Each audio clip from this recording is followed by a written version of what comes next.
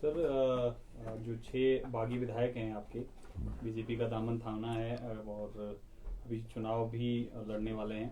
क्या आपकी तरफ से एक प्रेस रिलीज भी आया था जिसमें कहा गया था कि ईमान बेचा गया है इनकी तरफ इनका?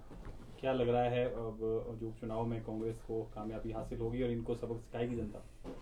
हाँ, ये बड़ा अनफॉर्चुनेट इंसिडेंट हुआ, ये जो अभी पीछे हमारे राज्यसभा के इलेक्शन के दौरान जो क्रॉस वोटिंग हुई है, और उसके बाद क्रॉस वोटिंग के बाद उन्होंने जिस तरीके से सरकार को गिराने की कोशिश की है, वो काफ़ी अनफॉर्चुनेट इंसिडेंट हुआ था। लेकिन सरकार स्थिर थी और स्थिर है और स्थिर रहेगी। तो इस तरीके से ये माना जाता है, और इसमें हमारे को विश्वास भी है कि इसमें जो हॉर्स ट्रेडिंग होती है वो पूरे तरीके से हिमाचल प्रदेश में हुई है, और बीजेपी ने सरकार गिराने की कोशिश की है। और हमारे जो 6 विधायक हैं, अनफॉर्चुनेटली वो इस ट्रैप में आए हैं, और फाइनली उनका उसका जो निष्कर्ष है और जो इल्ज़ाम है वो उनको अब भुगतना पड़ेगा। और हम ये भी कहना चाहते हैं कि ऐसे इंसिडेंट जगह जगह डिफरेंट स्टेट्स में भी हुए हैं, और इनका प्रयास अभी हिमाचल पे था, उसके बाद इन्होंने देखो दिल्ली में भी इन्होंने क्या किया है, और वहाँ से भी एक सीएम को उठा के अंदर कर लिया है, और साथ साथ हिमाचल में भी सरकार कराने की कोशिश की है। तो अच्छे लोग थे, ठीक लोग थे, और पढ़े लिखे लोग थे। क्या मजबूरी थी उनकी कि किस तरीके से उन्होंने ये किया, क्योंकि जो उनके क्लेम है 6 के 6 विधायक के, वो कहते हैं कि हमारे को इग्नोर किया गया, या हमारे कार्य नहीं हुए, हमारे काम नहीं हुए। तो जहाँ तक कि मेरी नॉलेज की बात है कि मैक्सिमम काम तो हुए। अगर आप देखेंगे उनको फंडिंग उनकी कॉन्स्टिट्यूंसी में काफ़ी हुई है, और मेजर इश्यूज जो ये ट्रांसफ़र्स के और एडजस्टमेंट्स के होते हैं, तो हम वहाँ पे हर रोज़ ही मिलते थे, देखते थे कि उनके भी काफ़ी ट्रांसफ़र्स और एडजस्टमेंट्स हो रही थी। पर एक ये बहुत बड़ी डीप कॉन्स्पेरेसी थी।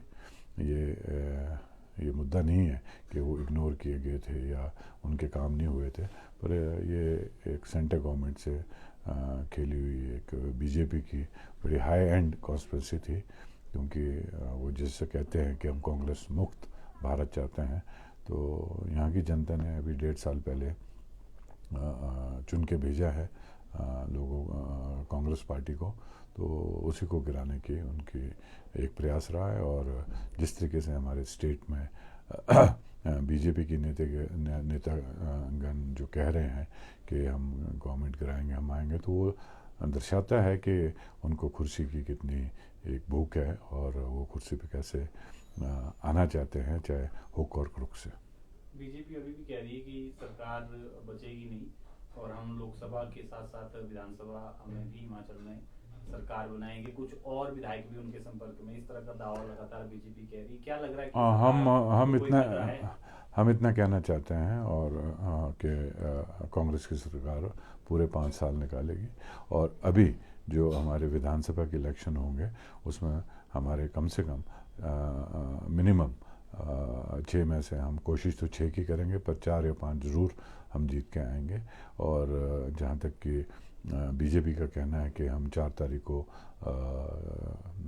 नेशनल लेवल पे भी और स्टेट लेवल पे अपनी सरकार बनाएंगे, वो उनकी गलत फहमी है। और अभी जो फील्ड में आएंगे, इलेक्शन के दौरान आएंगे, तो बहुत मुद्दे हैं हमारे पास। उनकी जो एंटी जो हिमाचल के लोग हैं, उनके उनके प्रति जो उनकी एंटी पॉलिसीज़ है, वो भी हम दर्शाएंगे लोगों के बीच। हमने अभी 1500 का 1 साल पहले शुरू किया था महिला को देना, 18 साल से 60 साल तक के, उसको भी उन्होंने रोकने का प्रयास किया है। वो कमीशन में गए हैं, इलेक्शन कमीशन में गए हैं, और हमने भी अपना पक्ष रखा है कि ये जो एक्सरसाइज थी ये कम से कम 1 साल पहले शुरू हो चुकी थी, तो इसको अभी रोकने का कोई महत्व नहीं बनता है। और साथ साथ वो बोलते हैं कि हमें कांग्रेस की जो गारंटियाँ हैं वो पूरी नहीं कर रहे हैं, और जो गारंटियाँ हम पूरी करने का प्रयास कर रहे हैं उसमें वो अड़ंगा अड़ाने की कोशिश कर रहे हैं। और डिज़ास्टर के दौरान तो सभी ने देखा, जब ये आपदा आई थी हिमाचल की हिस्ट्री में पहली बार इतनी बड़ी आपदा आई, तो उन दौरान उनका जो एंटी रोल रहा है, और यहाँ से जाके डेपुटेशन में यहाँ से जाके और अपने सीनियर लीडर्स को दिल्ली में मिलके और ब्यूरोक्रेसी के थ्रू प्रेशर डाल के सारी फंडिंग रोकने की कोशिश की गई। और हिमाचल में जिसे कहते हैं जितना नुकसान हुआ है उसका तो हमें मात्र 1% भी पैसा नहीं आया है। जो रूटीन का पैसा है जो सेंट्रल गवर्नमेंट से किसी स्कीम के थ्रू आता है वही पैसा आया है, और उसी पैसे से हम अपना स्टेट का जो रिपेयर वर्क है, डैमेजेस है, वो पूरे करने के प्रयास कर रहे हैं। बीजेपी ने जो है सभी जगह उम्मीदवार खड़े कर दिए, उतार दिए हैं, कांग्रेस अभी उतार नहीं पाया, क्या लगता है कांग्रेस कहीं ना कहीं पिछड़ी हुई है? नहीं, ये बात नहीं है कि कांग्रेस पिछड़ी हुई है प्रचार में भी और कैंडिडेट के सिलेक्शन में भी। कांग्रेस सोच समझ के डिसीजन ले रही है। कांग्रेस सोच समझ के डिसीजन लेगी, और ये डिसीजन इसलिए सोच समझ के लेंगे क्योंकि हमने जल्दबाजी में कुछ नहीं करना है।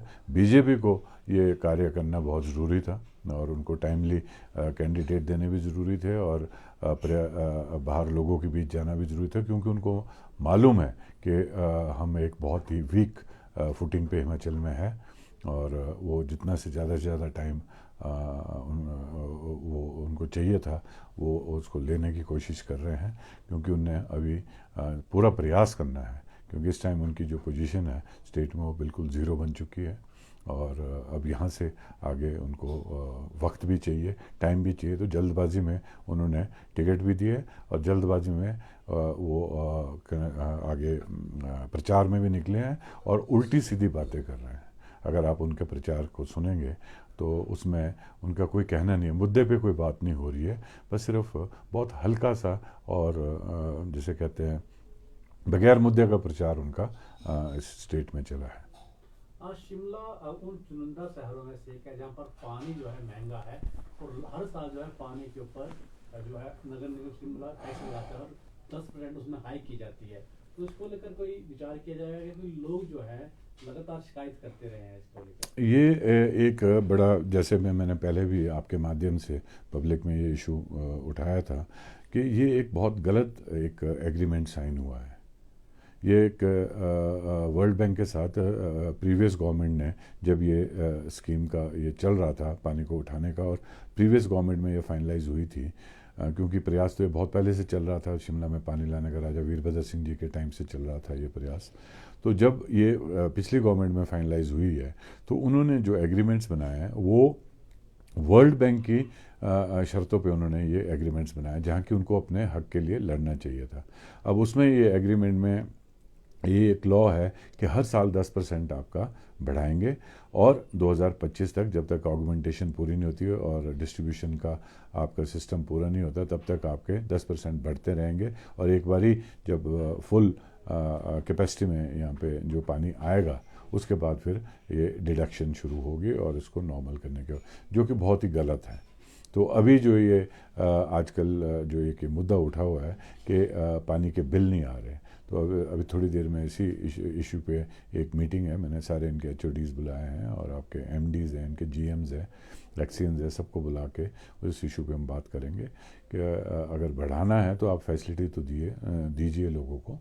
पानी की जो आपूर्ति है, जो आपकी सप्लाई है लोगों के जा रहा है, तो उसके आप एक पूरा शेड्यूल बना के दें, और वर्ल्ड बैंक की कंडीशन को सोचेंगे। अभी ऐसे भी इलेक्शन टाइम है, आपने अभी तक बिल्स नहीं दिए लोगों को, तो हम ये कहना चाह रहे हैं कि एकदम आप कैसे 3-4 महीने की बिल्स इकट्ठे करके दोगे आप, तो एक बोझ पड़ेगा जिसे कहते हैं लोगों के ऊपर, कंज्यूमर के ऊपर, जो कि मैं बिल्कुल नहीं चाहता कि ऐसा भी हो।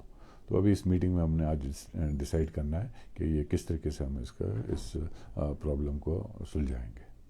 गर्मियाँ भी शुरू होने वाली है सर, पानी की शॉर्टेज रहती है शिमला में, क्या प्रबंध किए गए हैं? क्योंकि 24 घंटे का भी प्लान था, काफ़ी लंबे समय से बातें हो रही, क्या उस दिशा में आगे जो अभी हमारे यहाँ पे जो कैपेसिटी है, जो हमारी आज की तारीख में हर रोज़ हमें इनके डिटेल्स आती है, 43-45% के लगभग हमारा वो चल रहा है पानी की MLD जो आ रही है स्टेट में, शहर में। तो हम ये चाह रहे हैं कि अगर हम ये भी मेंटेन करके रखें, तो अभी फ़िलहाल हम डेली देने का प्रयास कर रहे हैं, और आगे अगर आने वाले वक्त में अगर हमारे को शॉर्टेज ऑफ वाटर या कुछ महसूस होता है तो हम उसको तीसरे दिन पानी देने का प्रयास करेंगे। पर लेकिन तीसरे दिन का मतलब तीसरे दिन होगा कि वो ऑल्टरनेटिव डे पे हम देने की कोशिश करेंगे और अपने हम जितने भी हमारी स्टोरेज है उसको हम ठीक रखेंगे। जब तक हम दे सकते तब तक हम अभी फ़िलहाल डेली देंगे। जहाँ तक 24/7 की बात है तो इन्होंने अभी एक टेंडर किया है और अभी मेरे ख्याल में आचार संहिता से 2 या 4 दिन पहले जो फाइनल कैबिनेट हुई थी उसमें उसको फाइनल किया गया है। कोई कंपनी आई है और उनको डिस्ट्रीब्यूशन के लिए वो टेंडर दिया गया है। अभी मेरे ख्याल में उसमें कुछ एक और फॉर्मेलिटीज़ रहती हैं कि फाइनेंशियल बिड या नेगोशिएशंस, तो वो अभी ड्यू टू इलेक्शन कोड उसमें हम कुछ कर नहीं पाए हैं। पर लेकिन इमीडिएटली उस पर भी प्रयास होगा क्योंकि टेंडर हो चुका है। तो अब ये तो ऑफिशियल वर्क है तो उसको भी हम स्पीड अप करने की कोशिश करेंगे।